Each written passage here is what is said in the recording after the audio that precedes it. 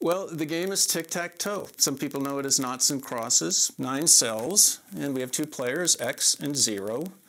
Let's say X goes first. A good move is typically to take the center here like that, and then 0 or O might go over here, for example. X might follow up here, threatening to get 3 in a row, and then O will typically play here.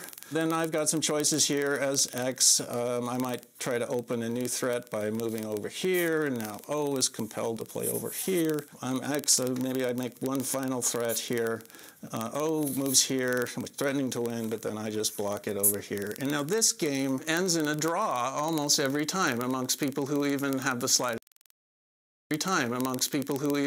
slightest understanding of how to play it. I mean, you might be able to beat a small child, but anyone who has any competence can draw a game of tic-tac-toe. In other words, manage not to lose it.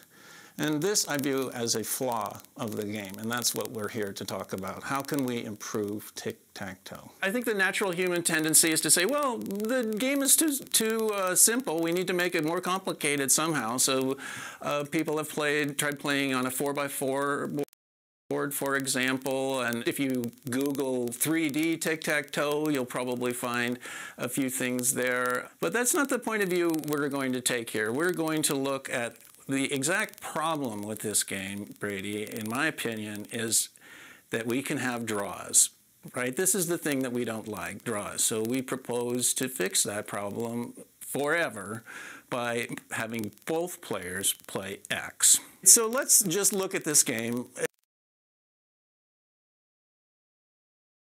Because it kind of sounds kind of stupid, right? We're going to play tic-tac-toe where both of us play X, and whoever makes 3 in a row wins. Let's say that I take the middle cell here.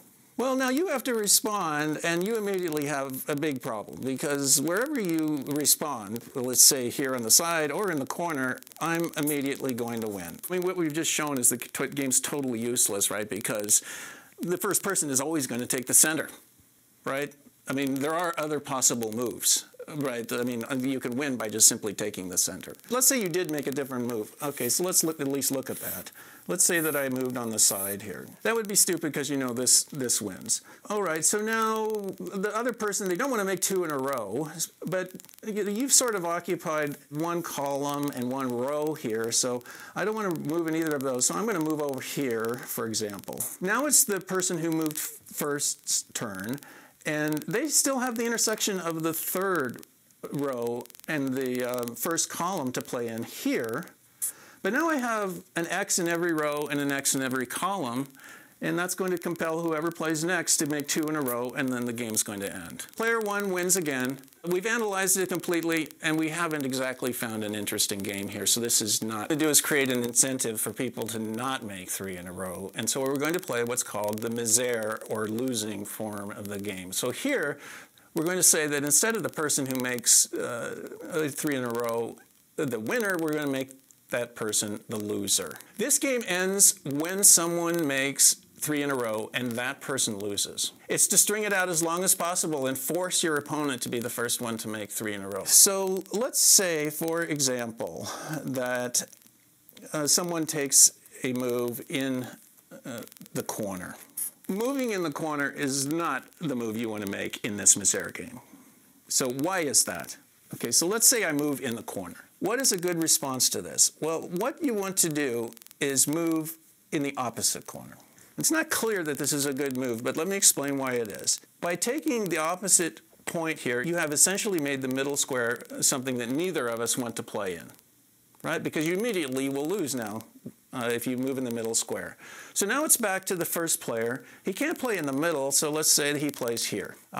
But now the second player can now again play exactly opposite on the other side of the center. So now they go there.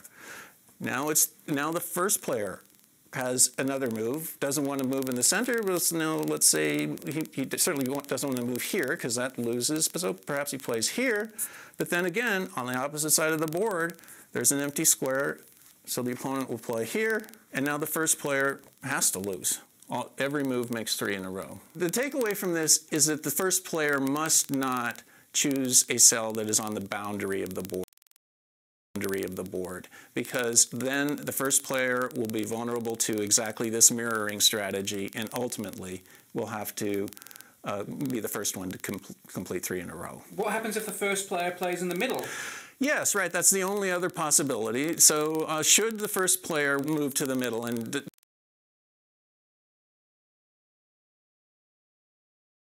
does the first player win? So let's look at that one. Okay, so here's the first player who moves in the middle. Now, I claim this is a good move and this wins, that I can force my opponent to make the 3 in a row. So let's take any typical move by my opponent. So let's say my opponent moves here. Okay, so this is my opponent's move. And the secret sauce here is that you move a knight's move away from, where your opponent just moved. A knight as in a chess knight. So in other words, 2 down and 1 over, or 1 up and 2 over. So this is a game that deserves some close study, spending some time on, and you will